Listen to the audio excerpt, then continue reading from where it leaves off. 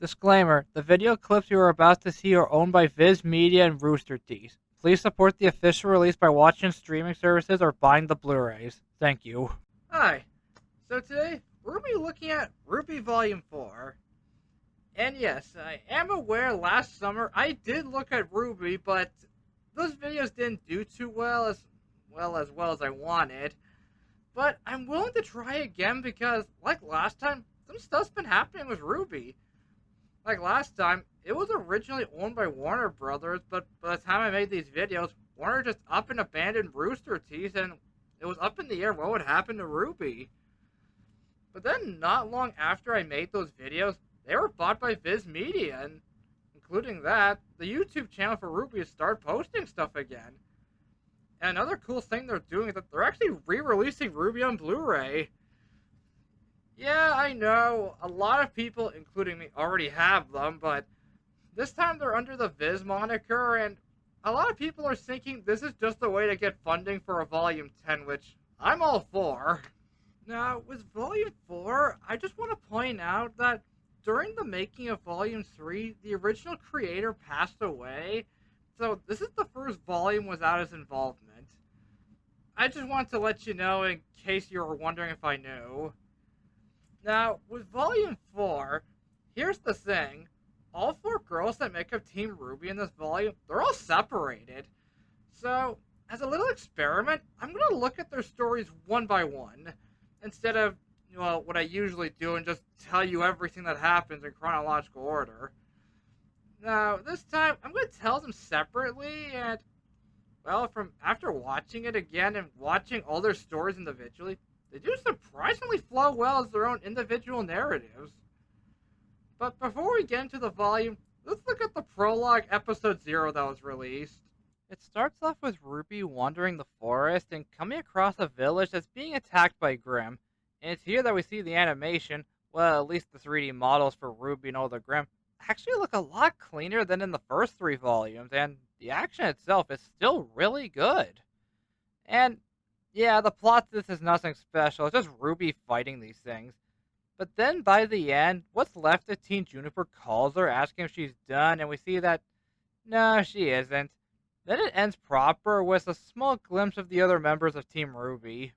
Yeah, that was the prologue short, and I gotta say, yeah, it's nothing too special. It's mostly there to show off the updated animation, and in terms of story, it doesn't really add much of anything, and believe it or not, on the Blu-ray I have, it's not on there. Like, I checked the special features, it's not on the Volume 4 Blu-ray anywhere. Which is weird because the Volume 1 Blu-ray did have the shorts for each of them. Red, white, yellow, black. Okay, it's not that order, but you know what I mean. So, yeah, I guess it shows how unimportant it was to the point where they just didn't include it. Anyways, let's move into the actual story, and like when I looked at the shorts in Volume 1, I will go by them and where each of their names take place in the word for Rwby. So, let's start this off with Rwby herself. It starts off in a really creepy place where we meet the villains from the last volume, as well as some new faces. Yeah, just a heads up, I will include the stuff with the villains as well as another character story in this, mostly because they all, in a way, intertwine. And it starts off with all the new faces we see all mocking Cinder for her failures at the end of the last volume. Alright, just a heads up, I will not repeat a lot of what happened beforehand, so, like, if you see someone do something you don't understand, or you don't know what this is, or that is, or what happened in the story, just go watch my older Rwby videos for context. Seriously though, I need views on those. And we see that whatever Rwby did with her eyes really did a number on Cinder. And then we see the woman from the end of the last volume, her name is Salem, tell them to stop mocking her due to her achievements, that being becoming the Fall Maiden and destroying Beacon Academy, as well as supposedly killing Ozpin. Then she goes on to give each of them their own tasks to do. I won't say all their names right away. I will tell you them as they become more important in the story. But then Cinder asks about the girl with silver eyes, that being Rwby, so she decides to reassign her henchman Tyrion to go take care of her, which he seems to be really excited about. And then out of nowhere, we just cut to a random farm boy just doing his chores. Wonder what his role in the story is going to be. Then we cut to Ruby and the rest of Team Juniper right where we left them at the end of Volume 3, with them on their way to Mistral to hopefully enter Haven Academy and hopefully prevent what happened to Beacon. And then we see them attacked, or at least fighting, a giant Grim, and for some reason, John doesn't have any of his weapons. He's just giving strategies, which thankfully does get them the win. And we learn later that the reason they were fighting this thing was because it was terrorizing a town, and the payment they accepted was actually a free upgrade to John's weapons, which does thankfully explain why he didn't have them in the fight. Where they then continue their quest to Mistral. Later on, they come across a village that's already been destroyed. However, they do find one survivor who tells them what happened, and when they try to discuss how to help him, Ram unfortunately gives them the bad news that he just died. And with, well, nothing left to do, they decide to keep moving. But not before Rem comes across a giant footprint in the ground. Later in the night, Ruby wakes up to Jean practicing to pre-recorded videos that Pyrrha made for him before she died, and he is getting better, but is still mourning her loss. So Ruby leaves him be and goes back to sleep. Then we cut to Cinder, who's with Salem, and she asked her if she really did kill Osbin, and despite how painful it is for her to talk at the moment, she does answer with yes. So in response, she sends more Grimm to Beacon Academy to retrieve the relic. But what relic is she referring to exactly? Then we cut back to the random farm boy, and then out of the blue, he just hears Osmond's voice in his head. Then we cut to Ruby and the others looking over the map and actually seeing that the next place they're going to has an inn that they can rest in. But then we cut to a Grimm about to attack them, until it's killed by Crow, who also happened to kill a few more on the way here. And across from the inn, we see Crow hanging out at a bar, where he then meets up with his sister Raven, and the conversation is quite interesting, mostly because it feels like a conversation you just eavesdropped on with little context. However, the two things that caught my attention was this. One, when Raven asked about the relic, something Salem asked about, as well as Crow asking about one of the four maidens. And before we can get an answer to any of this, she leaves in a dark portal of her own making. But then later on, we see Tyrion at the bar showing that he is getting close to them. The next day, they come across a town that looks like it was abandoned before it was even finished. And as they search the place, they get ambushed by Tyrion, who gives them no introduction and just starts attacking them.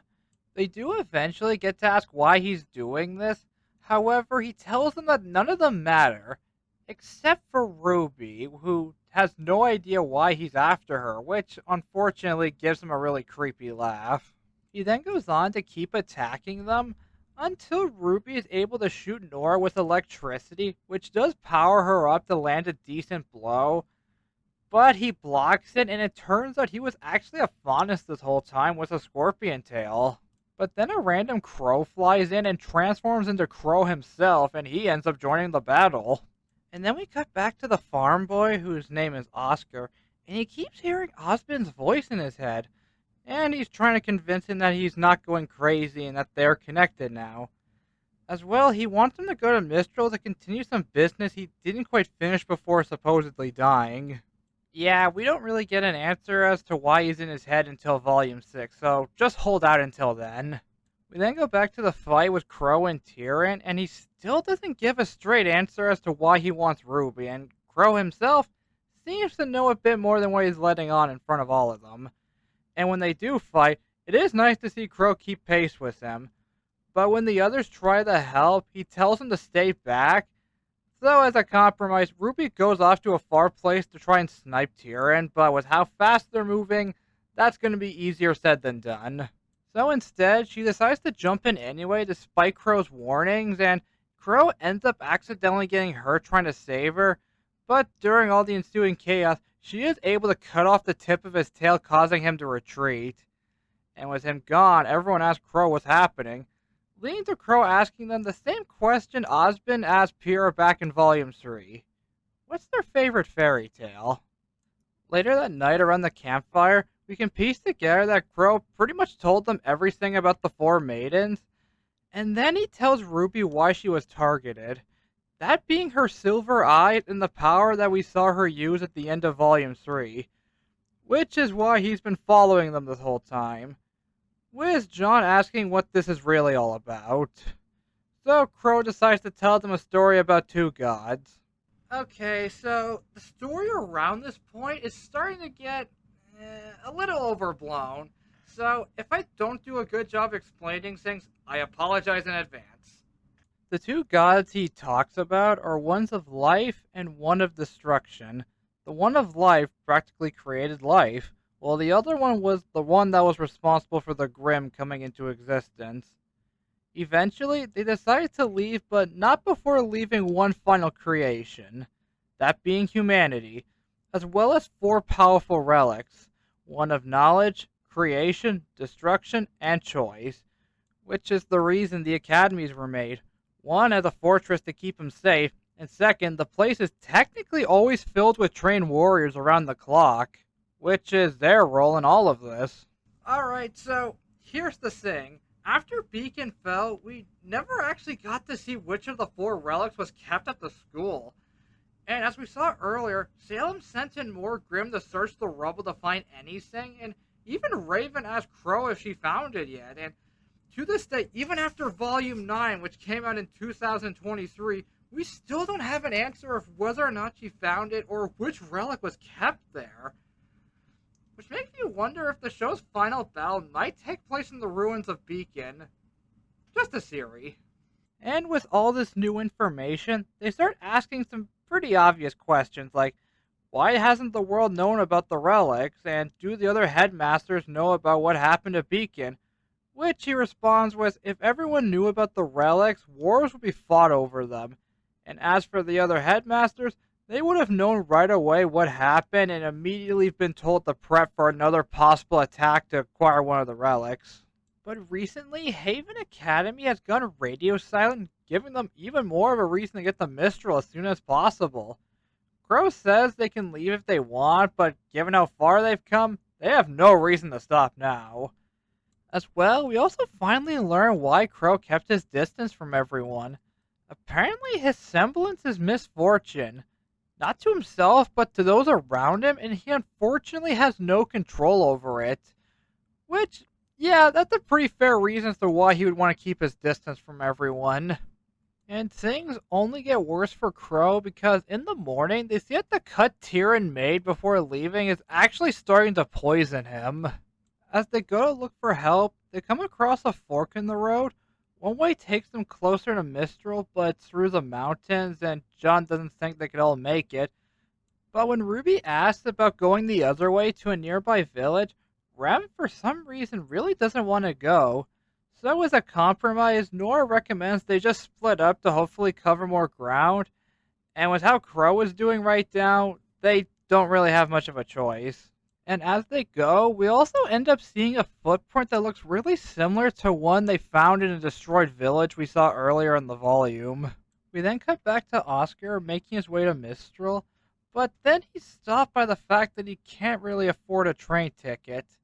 Until out of nowhere, one of the people we saw who works for Salem ends up helping him. But before we can figure out any more about him, he ends up leaving. Then we cut back to Ruby and John looking through the village to hopefully find a place that might still have some medicine to help Crow. And then Ruby asks why didn't Rem want to come here, and John tells her that he has a pretty good idea as to why. Leading into a flashback showing that this place is where Rem and Nora actually grew up. Then we cut back to Ruby, who is now starting to apologize for bringing everyone on such a dangerous journey.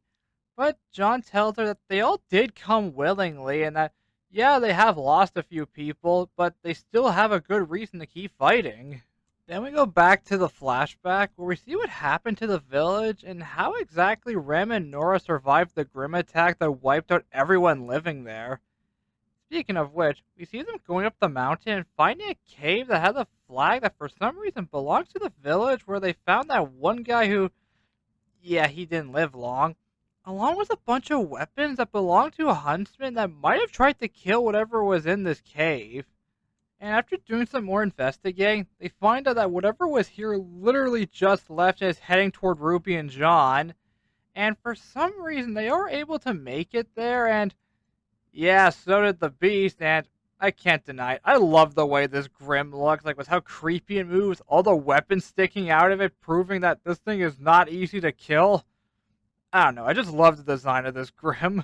And just to keep things moving, I will not give a full play-by-play of this fight, but I will say this. The way Rem kills this thing is honestly one of his best moments in the show, I'm not gonna lie.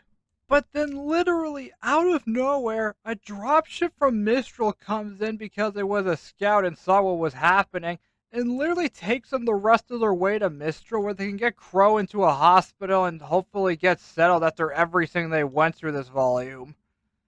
Yeah, this is a literal out of nowhere Deus Ex Machina.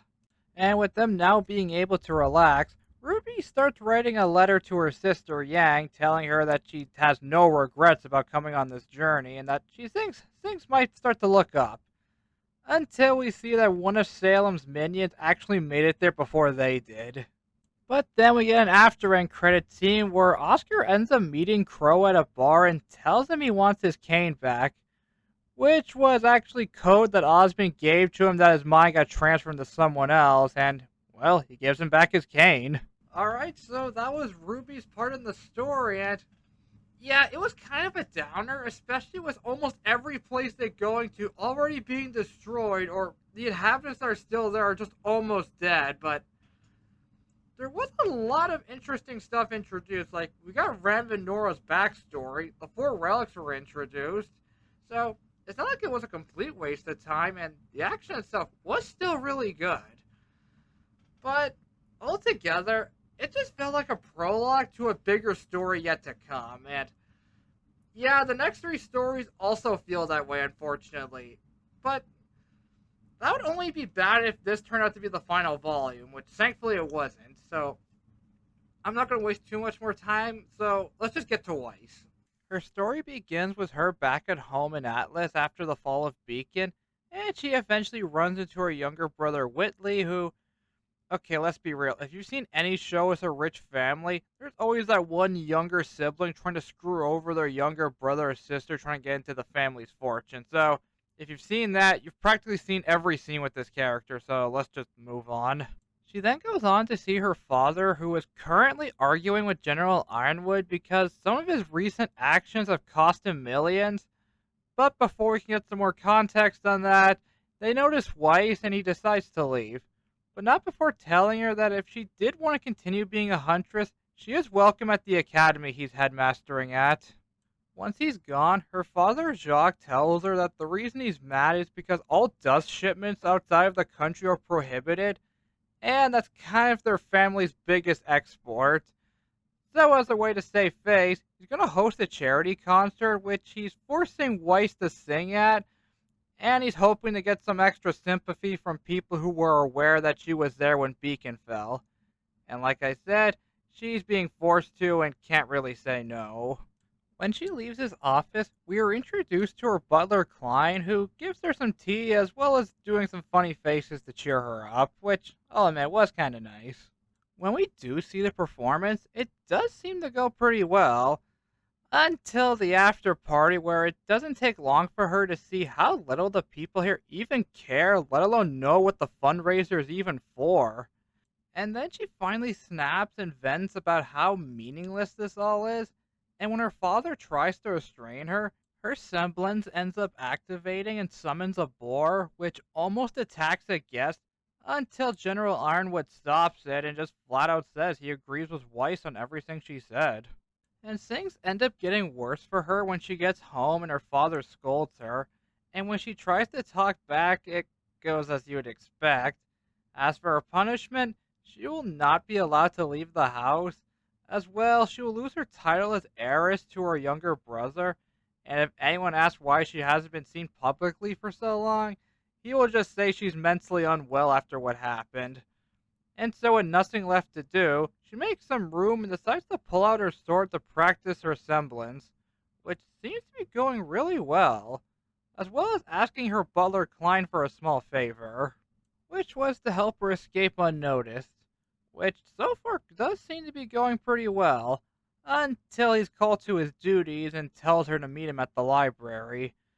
But on the way, she overhears her father arguing with Ironwood again, but this time it's about the reason he was cutting off dust shipments, mostly because he thinks another attack is going to happen on another academy and doesn't want to risk any of it going to the enemy. And as another precaution, he's going to shut off all the borders to Atlas going in or out without his approval. But when Weiss hears him about to leave, she ends up locking the door long enough for her to make her way to the library and escape, where she then makes her way to a cargo ship and bribes the pilot to take her out of Atlas before the borders get cut off, ending her part of the story in this volume. Yeah, so Weiss didn't really have much to do in this story or volume, aside from, well, learning her family kinda sucks, except for her older sister, Winter, as well as showing how much she has actually grown since the beginning. Like, starting off as a bit of a spoiled rich girl, and where we're at now, where she actually does seem to care about other people other than herself, so that is something at least. Now, let's move on to see what Blake has been up to this whole time. Her story starts off on a boat with her just wanting to be alone and even taking off her bow to let out her cat ears. And when she does this, we also see someone in a cloak looking after her. And we end up seeing that there's also a grim in the water looming over the boat. Later in the evening, she notices the man in the cloak, but before she can figure out who he is, the grim starts attacking the ship and she tries to fight it off. However, it isn't going especially well, especially with the boat trying to avoid it to keep the passengers safe. But it does have cannons which don't really do much.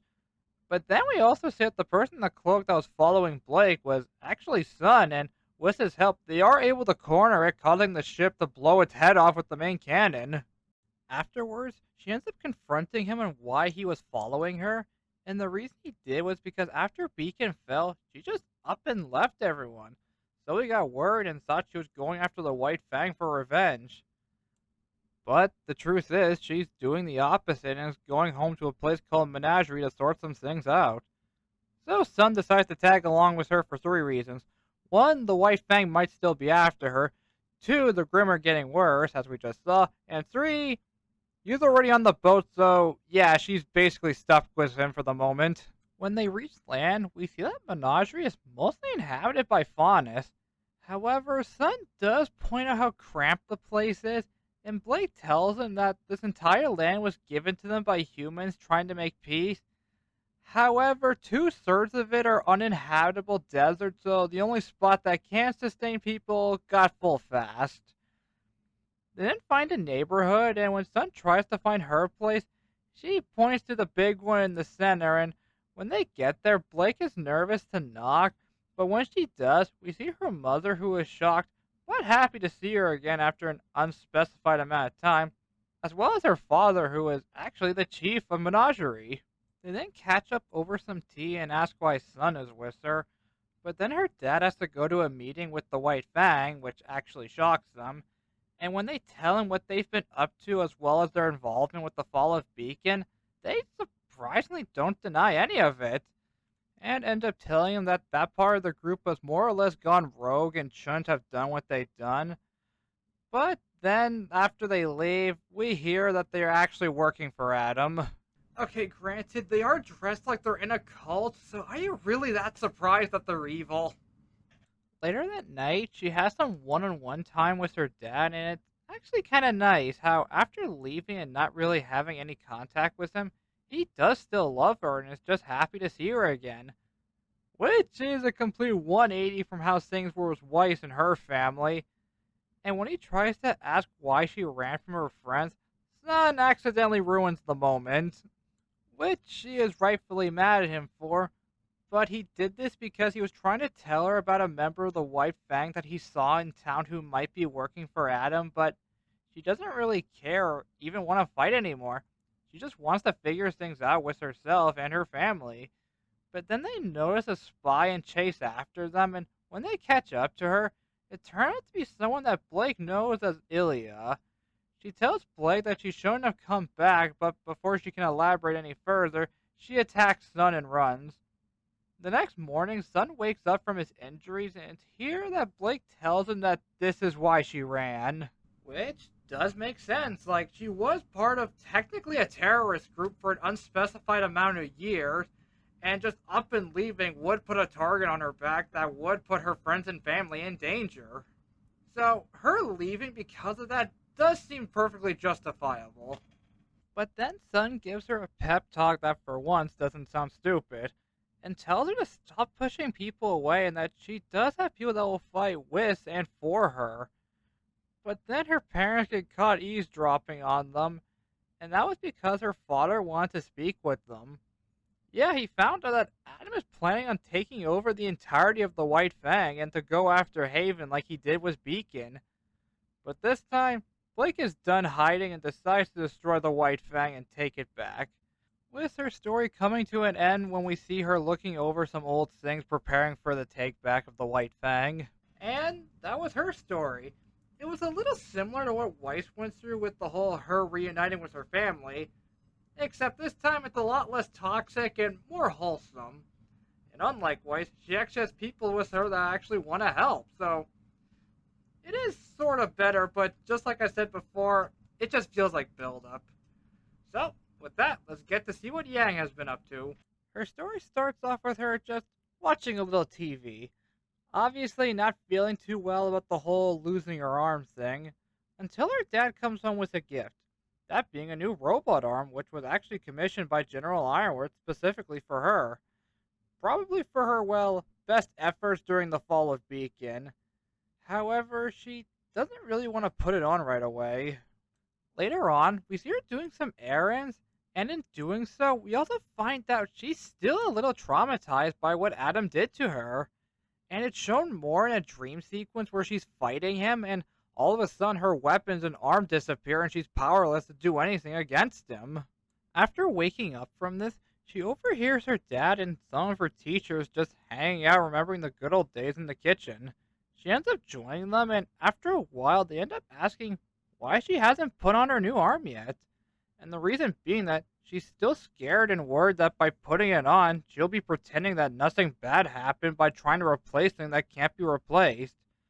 But then her dad tells her that Whistler without the arm, she's still her and that whatever she decides, it will be her choice. Then the next morning comes and we see that she finally put it on and doesn't really seem to have any problems with it.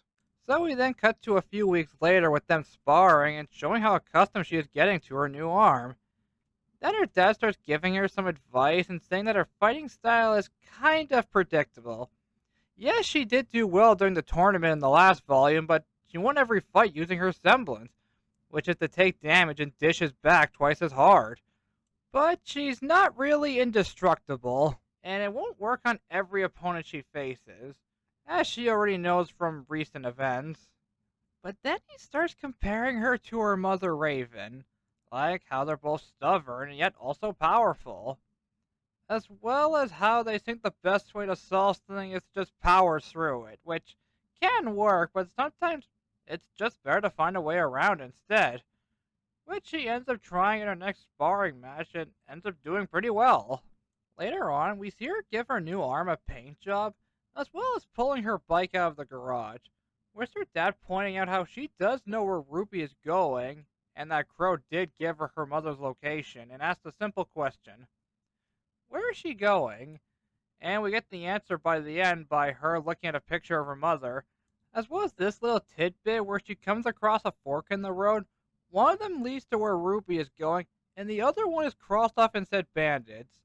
You can guess which one she's going to, ending her story. And that pretty much ends Yang's story, and yeah, most of her story is just her trying to heal the loss of, well, losing a limb. Which ends my video on Volume 4, and I gotta say, yeah, this whole thing just felt like one giant build-up, but thankfully, from what I remember in the next volume, I think it delivers.